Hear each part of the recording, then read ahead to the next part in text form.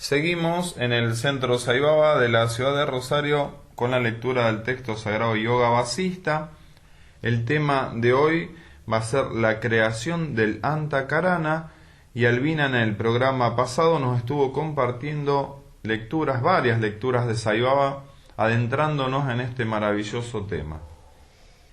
Albina, entonces lo que vamos a leer en el programa del día de hoy es una parábola con el título La creación del Antakarana, y retomando un párrafo anterior al texto que hoy vamos a leer, dice el Yoga Vasista: puesto que todo el universo está en el interior de la mente, las nociones de esclavitud y liberación también están en ella. En relación con esta idea, hay otra leyenda, que es la parábola, ¿no?, que vamos ahora a leer, que me contó el propio creador Brahma. Esto lo está diciendo Vasista. Escúchala con atención, le dice Vasista a Brahma. Y esta es la historia que ahora vas a leer. La creación del Antakarana. En un bosque inmenso, cubiertos de arbustos espinosos, vivía una persona que tenía 1000 brazos y 1000 piernas, completamente quieta e inmóvil. En alguno de sus brazos llevaba una maza con la que se golpeó inadvertidamente en otra parte de su cuerpo. Atemorizado por los golpes, echó a correr, presa del pánico, y cayó en un pozo. Tras salir de él con gran esfuerzo, volvió a golpearse con la maza y se asustó todavía más, lanzándose a correr por un bosque de bananos. Aunque no había ningún otro ser que pudiera atemorizarlo, se puso a llorar preso de histeria. Cuanto más nervioso estaba, más golpes se daba a sí mismo, sin poder evitarlo, de modo que no paraba de gritar y de correr, atemorizado por sus propios golpes. Brahma contemplaba todo esto con su visión interna, y con el poder de su voluntad lo detuvo y le preguntó: «Detente, ¿quién eres?». Pero aquel hombre estaba tan perturbado que le tomó por un imaginario enemigo y siguió llorando con grandes alaridos. Después, en un ataque de súbita locura, comenzó a dividir su cuerpo, miembro a miembro, y de cada parte de su cuerpo salía una nueva persona. Cuando terminó de hacerlo, Brahma vio muchas personas que se golpeaban a sí mismas y corrían espantadas de un lado a otro, llorando y gritando como la primera. Detuvo a una de ellas, que comenzó a insultarlo sin dejar de correr, presa del pánico. Preguntó a otros y vio que no todos se comportaban del mismo modo. Algunos de ellos escuchaban su pregunta y dejaban de correr. Otros lo ignoraban o lo miraban con temor o desprecio. Había algunos que ni siquiera querían salir de los pozos donde habían caído. Aunque el bosque era tan grande, querido Rama, ninguno encontraba un lugar seguro para la vida que habían elegido.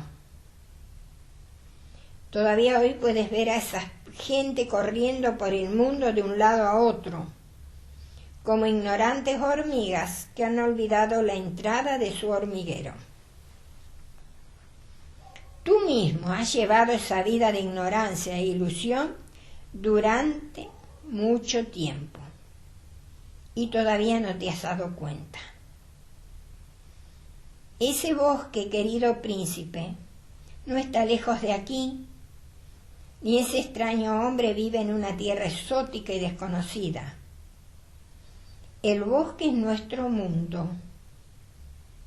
un gran vacío que solo puede ser visto por la luz de la inteligencia interna, que es la persona o personas que aparecen en la parábola. Unos aceptan la sabiduría y otros la rechazan y prefieren continuar sufriendo. Los que la aceptan son los iluminados, los que la repudian los necios. La persona de 1000 brazos, la mente o antakarana, con sus innumerables manifestaciones, se castiga a sí misma con sus tendencias latentes y vaga por el mundo sin saber a ciencia cierta qué es lo que busca y a dónde se dirige. El pozo de la historia es el infierno y el espeso bosque de arbustos espinosos es la vida del hombre mundano con sus numerosas espinas de mujeres, hijos, enfermedades, etc., que le están causando un daño permanente que no sabe evitar.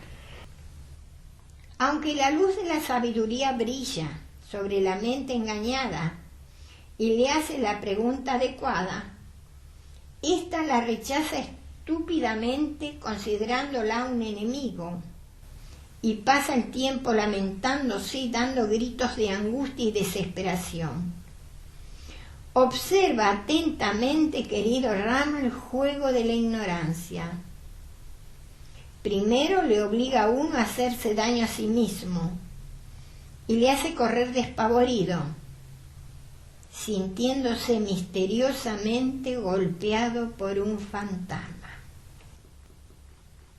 Voy a comentar del párrafo que hemos leído, un párrafo bastante largo, pero que no se puede... Qué hermosa parábola.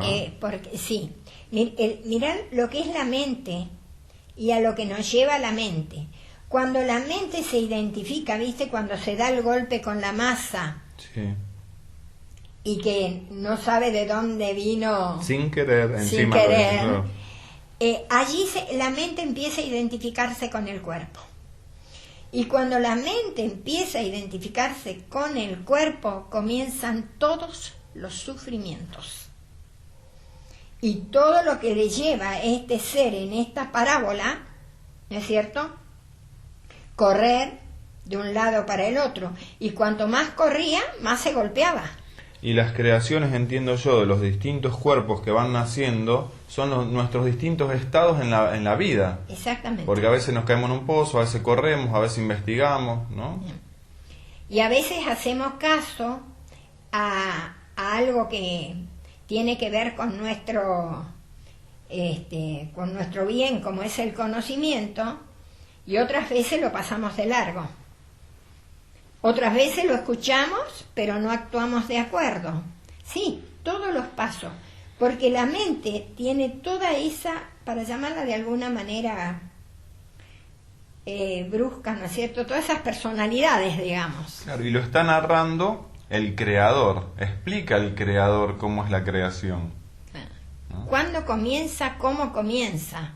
Con una parábola. Con una parábola que creo que está más que clara. Sí. ¿No es cierto? Vamos a continuar.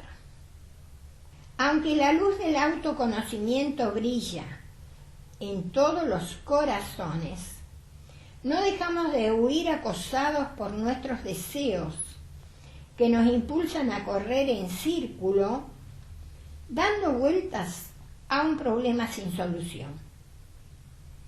La mente se ciega a sí misma con sus falsos caprichos y esperanzas, y cuando se siente acosada por un incomprensible dolor, cae en la angustia y la desesperación. La conciencia individualizada que es la mente es al mismo tiempo igual y diferente a la conciencia infinita. Como una ola es igual y diferente al resto de las olas y al océano entero. ¿Podemos repetir, Albina, ese párrafo? Sí. La conciencia individualizada. La conciencia individualizada, que es la mente, es al mismo tiempo igual y diferente a la conciencia infinita.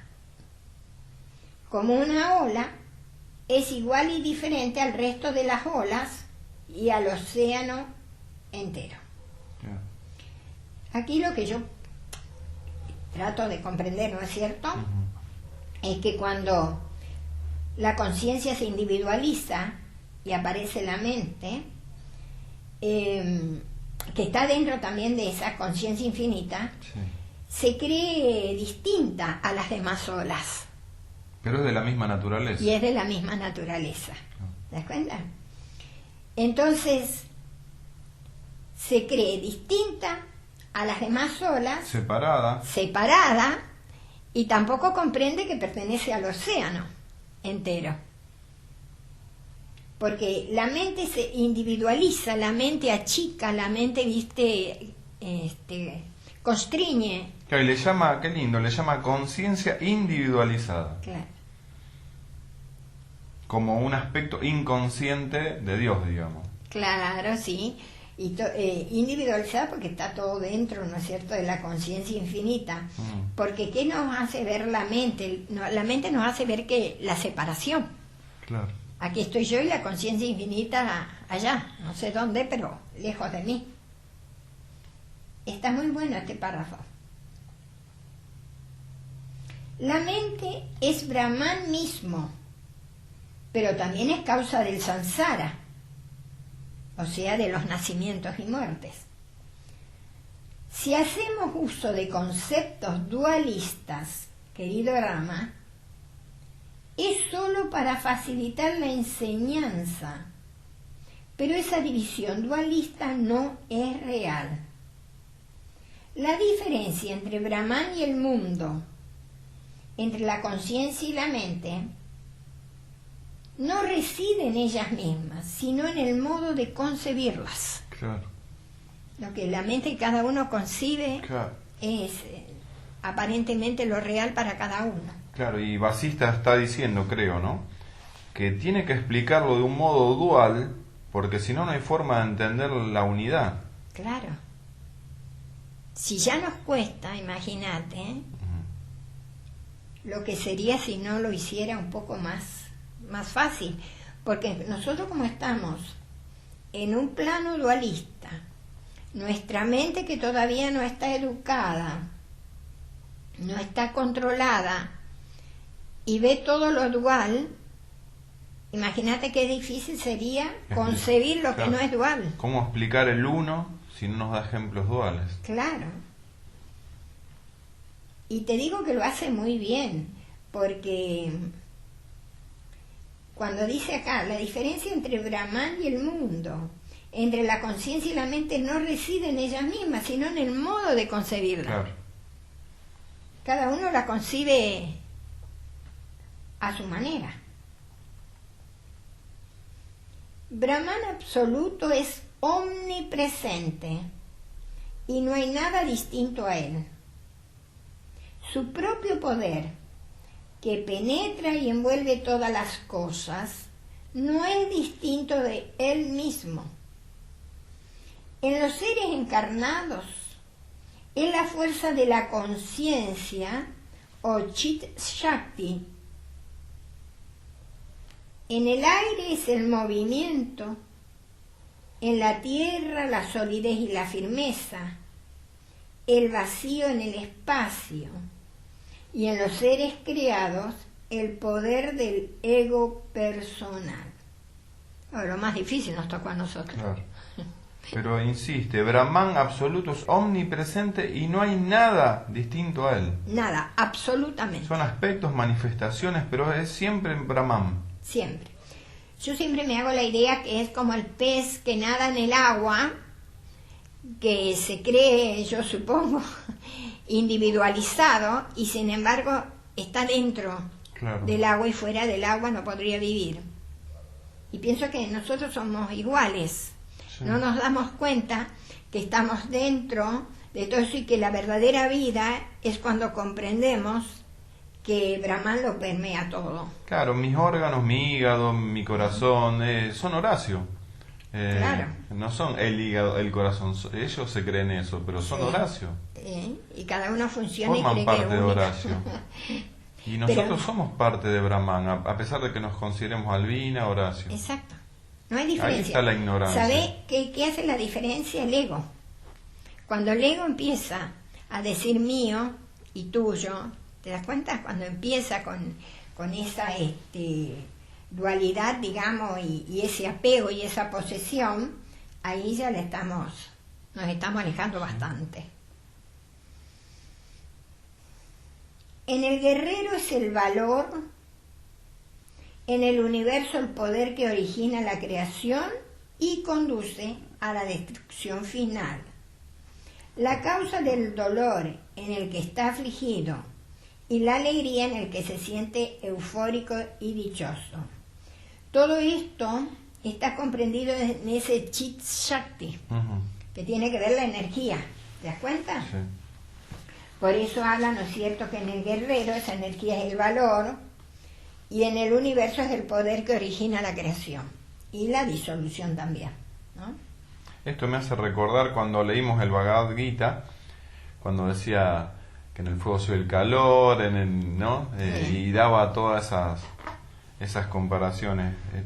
Son similares, Sí. la enseñanza, ¿no? Sí, porque en realidad está todo eso dentro de la conciencia infinita y nosotros por allí vemos el fuego y vemos fuego, como la llamita que estamos mirando allí. Sí. ¿Te das cuenta? Pero la esencia es la conciencia infinita.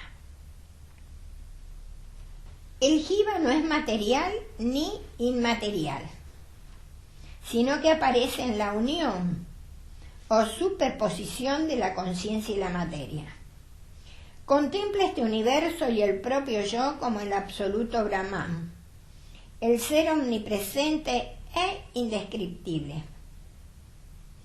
Cuando este ser piensa, se conoce como mente.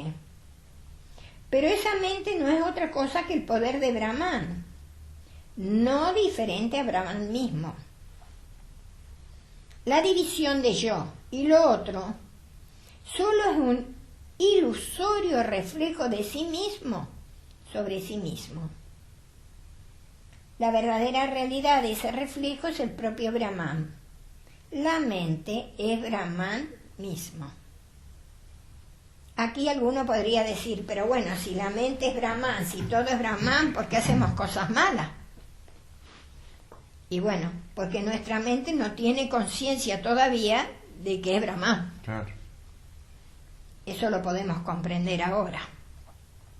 La persona que está en la ignorancia y no tiene la conciencia de que es Brahman, o Dios, como querramos llamarle, va a seguir actuando mal en esa ignorancia. Claro, actuando egoístamente. Actuando egoístamente, exactamente. Mal desde nuestro punto de vista mental, ¿eh? Ujú. Porque en realidad nada está mal ni nada está bien. Sí, sí, tal cual. Todo es bueno, todo es Ujú. amor. Aquí y allá, ahora y siempre, este poder de Brahman se manifiesta como lo uno y lo otro, como yo y como el mundo. Pero estas manifestaciones solo son el reflejo de su Shakti, no una creación real. La creación, el cambio, la existencia y la destrucción solo se producen en Brahman. La acción y el agente, el nacimiento y la muerte, la existencia en suma es Brahman y nada más que Brahman. No existe nada diferente a él, ni siquiera en la imaginación. La ilusión, el deseo, la codicia y el apego no existen realmente. ¿Cómo podrían existir si no hay dualidad alguna?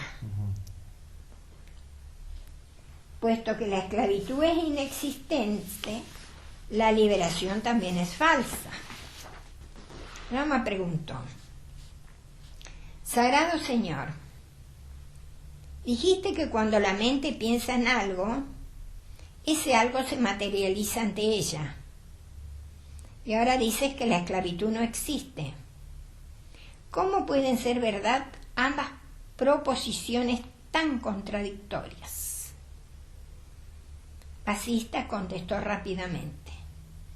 La mente, Rama, imagina la esclavitud en el estado de ignorancia. Del mismo modo que los sueños desaparecen al despertar, las alucinaciones conocidas como esclavitud y liberación no existen a los ojos del iluminado que carece de ignorancia. Conozco una curiosa leyenda que ilustra perfectamente este asunto. Escúchala con atención. En realidad, la mente es la que imagina la esclavitud, como acá dice, y la liberación también. Y todo eso que está en la mente es falso porque va a desaparecer. Claro. Y como acá dice, ¿no es cierto? El sabio que está iluminado, que ya no carece de ignorancia, ni siquiera se da cuenta que está iluminado, porque no tiene dualidad. Su mente no dice, yo estoy iluminada. Esa diría mi mente. Claro, lo logré. Lo logré. Claro. Si yo lo pienso así, todavía me falta un camino largo. Claro, es similar a la meditación. Cuando uno dice, estoy meditando, es porque no estás meditando. Claro, exactamente. Claro. Así que mientras pensemos así, todavía nos falta un caminito a recorrer. Un niño pidió a su niñera que le contara un cuento, y la criada le contó la siguiente historia. Historia del niño y las 3 princesas. Érase una vez una ciudad que no existía, en donde vivían 3 princesas hermosas y valientes. 2 de ellas no habían nacido, y la tercera no había sido concebida. Cuando fallecieron todos sus parientes, las princesas abandonaron su país y marcharon a tierras lejanas. Incapaces de aguantar el calor del sol que abrazaba sus cuerpos, se sintieron desmayar. Sus pies se quemaban en la ardiente arena, y hasta las hojas de hierba producían heridas en sus delicadas plantas. Buscaron refugio a la sombra de 3 árboles, de los cuales 2 no existían y uno ni siquiera había sido plantado. Después de permanecer algún tiempo bajo ellos y haber comido sus frutos, reemprendieron la marcha. Alcanzaron la ribera de 3 ríos, de los cuales 2 estaban secos, y el tercero no tenía una gota de agua. Las princesas tomaron un baño refrescante y apagaron en ello su sed. Más tarde llegaron a una gran ciudad, que todavía no había sido edificada. Entraron en ella y encontraron 3 palacios de sorprendente perfección. 2 de ellos todavía no habían sido planeados y el tercero no tenía paredes. Entraron en los palacios y encontraron 3 platos dorados. 2 de ellos estaban rotos y el tercero pulverizado por completo.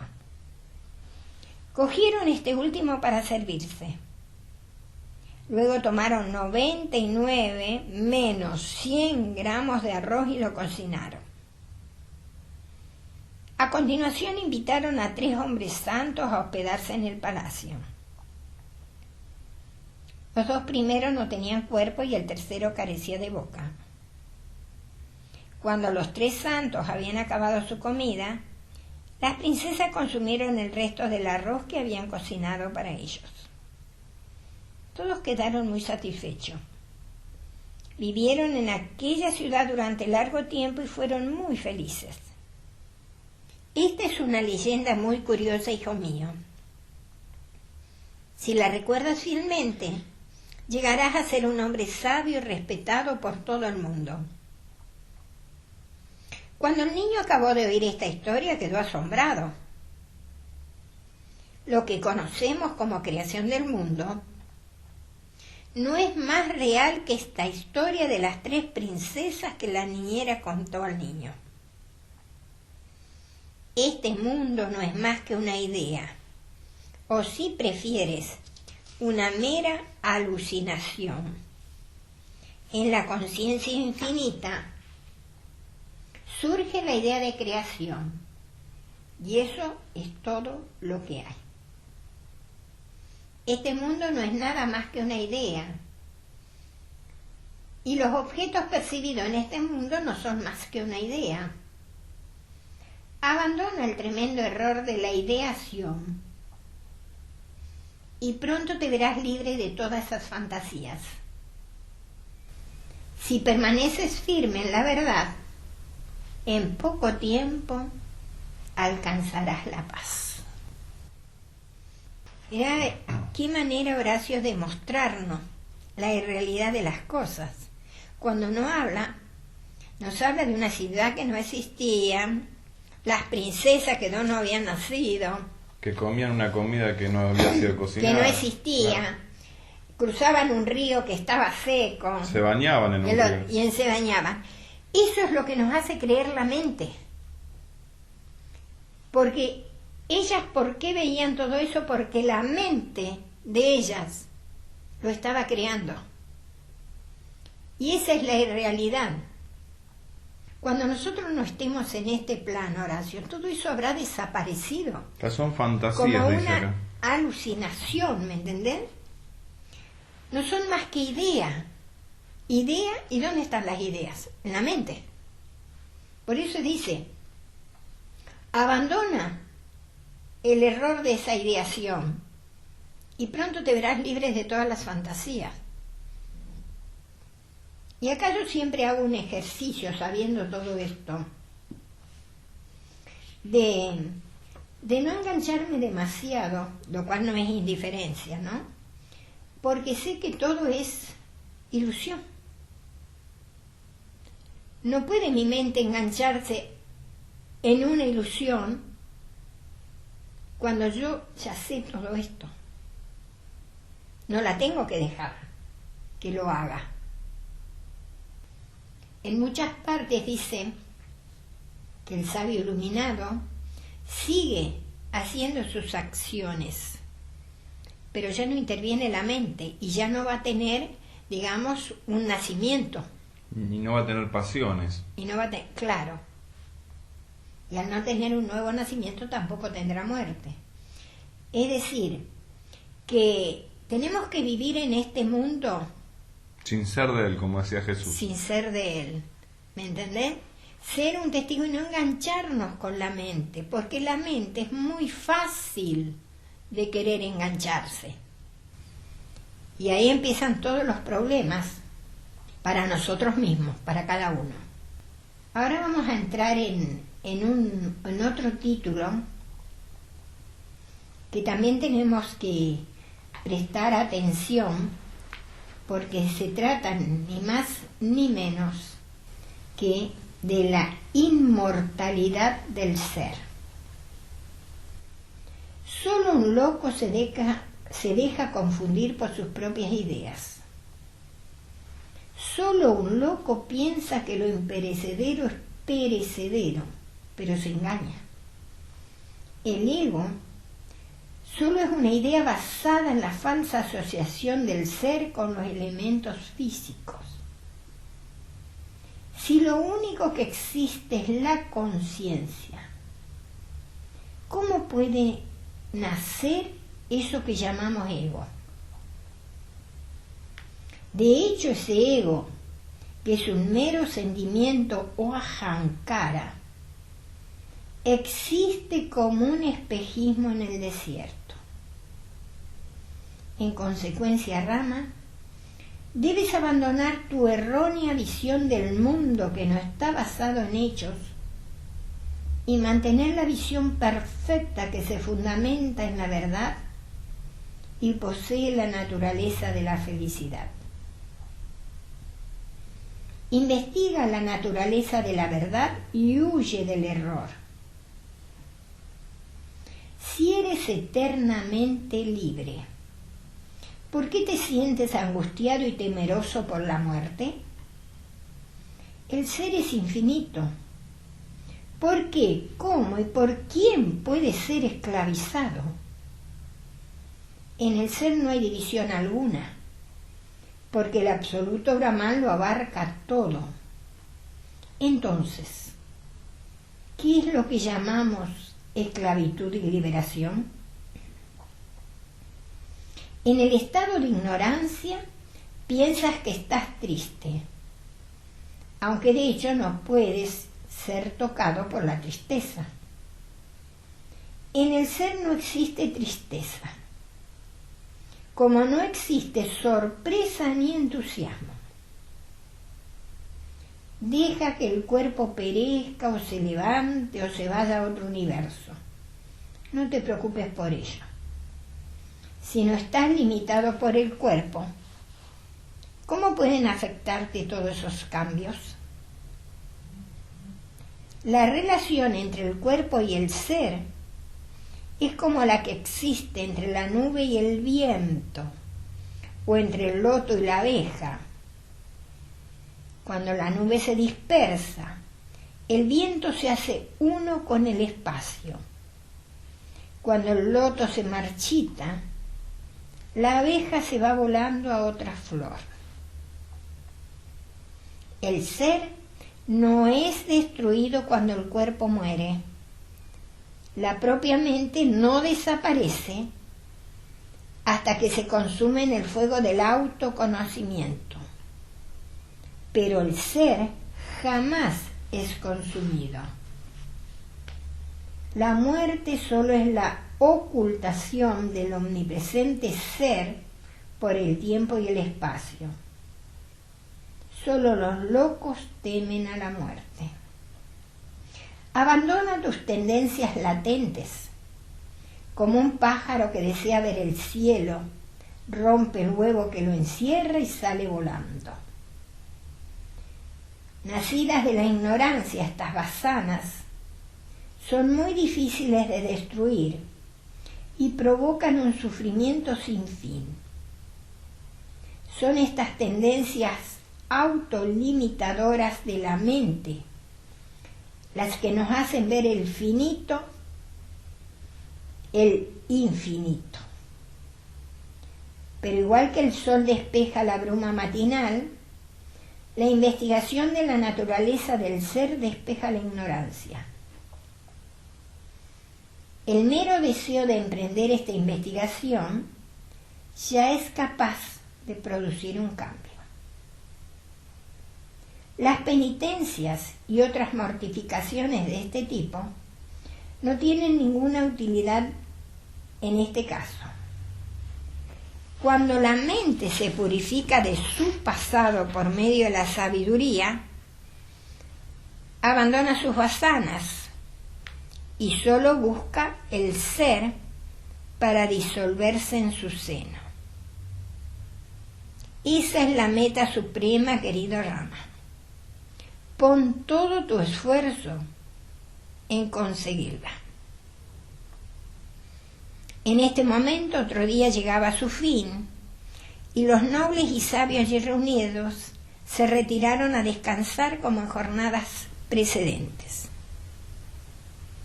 Al día siguiente, Vasista continuó su discurso con esta palabra.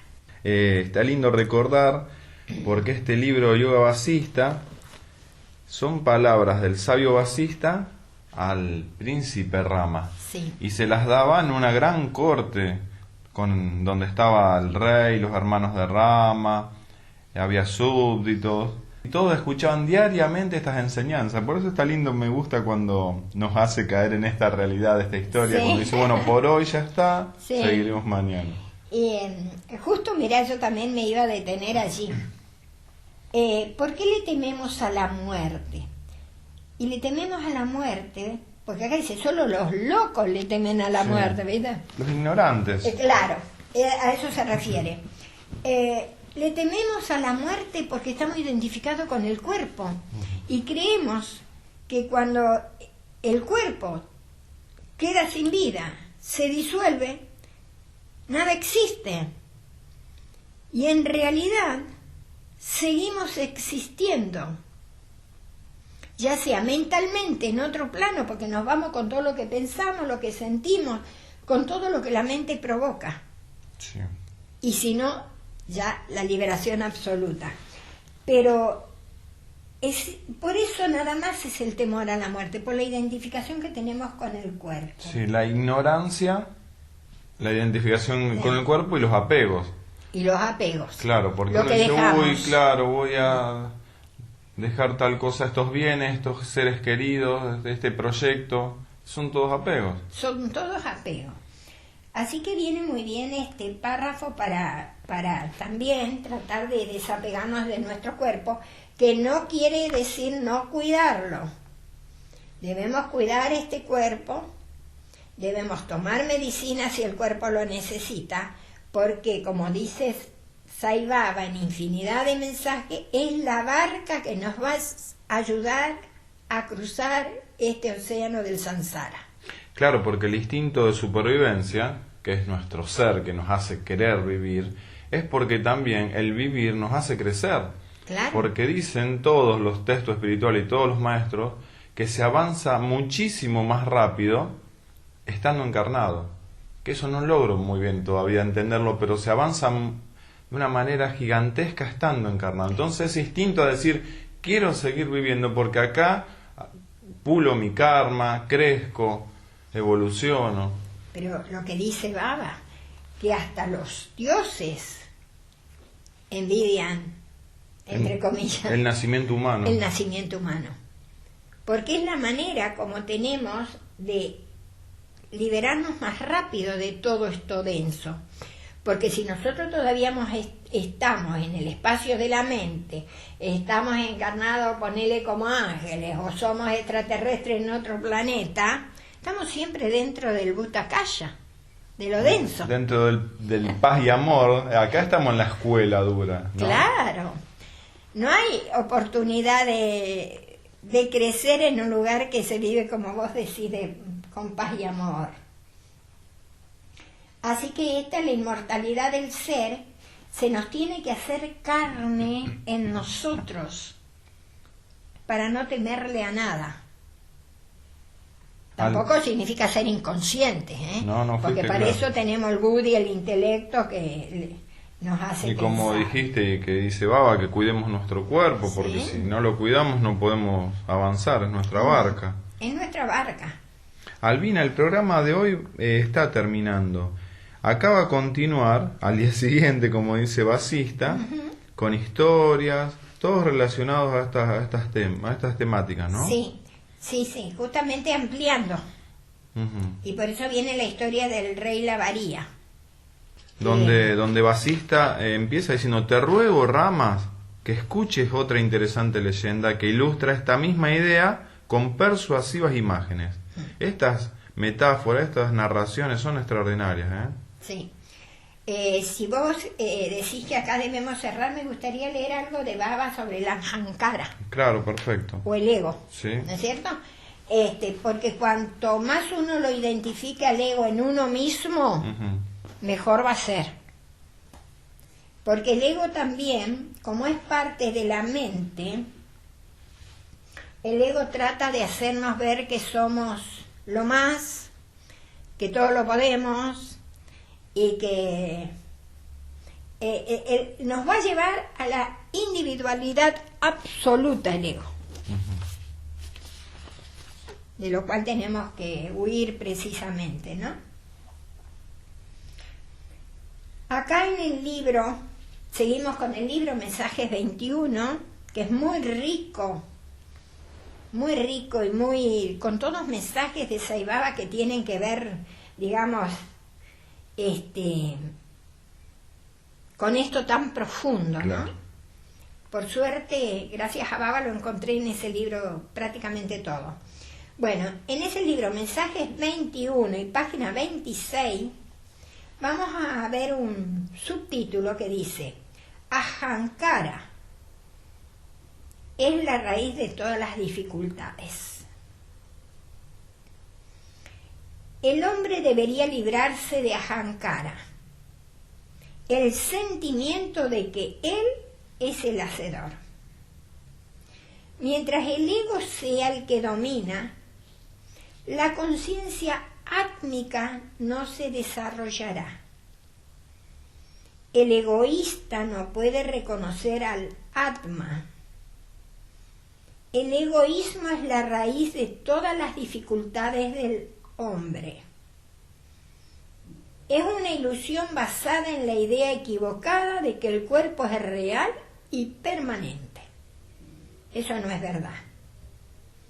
Desde una edad temprana, uno debería reconocer la evanescencia del cuerpo y los sentidos y controlar los deseos incitados por los órganos sensoriales. Los deseos son insaciables. La búsqueda de riqueza, poder y posición solo puede terminar en desdicha. En lugar de eso, uno debería refugiarse en Dios y dedicar todas sus acciones a la divinidad. Y ahora en este párrafo cómo te desarrolla lo que es el ahankara o sentimiento del ego de una manera perfecta, diría yo. Dice que el egoísta, o sea, el que está inmerso en el ego, no puede reconocer al Atma. Y el ego hace que yo crea que yo soy la hacedora, mientras que sabemos que somos instrumentos y que el hacedor es el ser o la conciencia cósmica o Dios, como querramos llamarle cada uno. Claro, yo me creo que camino, pero camino porque Dios me está permitiendo caminar. Exacto, porque tengo el prana, ese aliento de vida, si no este cuerpo estaría muerto. Es decir, que el ego, y me llama la atención porque Baba también lo llama sentimiento. Fíjate vos, es un sentimiento el ego. Y es el que nos hace creer. Claro, creerme. Creerme. Pero así también te voy a decir, como dice, el que va a hacer que uno busque la riqueza, el poder, la posición. Pero también el ego tiene que ver con todo lo contrario. No creerme nada, soy lo peor de lo peor, claro, lleno de culpa, eso también es el ego. El ego no solo es vanidad, el ego es todo aquello que me hace pensar. Autodestrucción también. Claro, el ego es el que nos va a llevar a esa autodestrucción, porque justamente como dice acá, no puede reconocer al alma.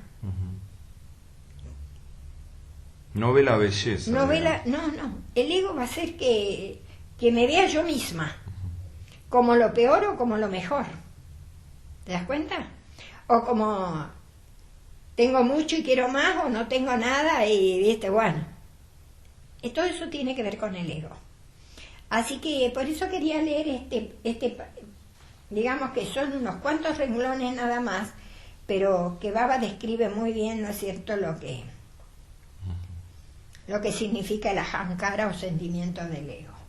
Bueno, Albina, entonces quedaríamos para sucesivos programas con esta historia del rey Lavaría que va a narrar Vasista a Rama, ¿eh? Sí, y que tiene que ver, ¿no es cierto?, siguiendo con lo que es la inmortalidad del ser. Qué bárbaro. Desarrollándolo de alguna manera para que lleguemos a entenderlo, a comprenderlo. Sí, con parábolas, con metáforas, con alegorías. Qué lindo. Eso es lo bueno. Bueno, muchas gracias, Albina. Zaira.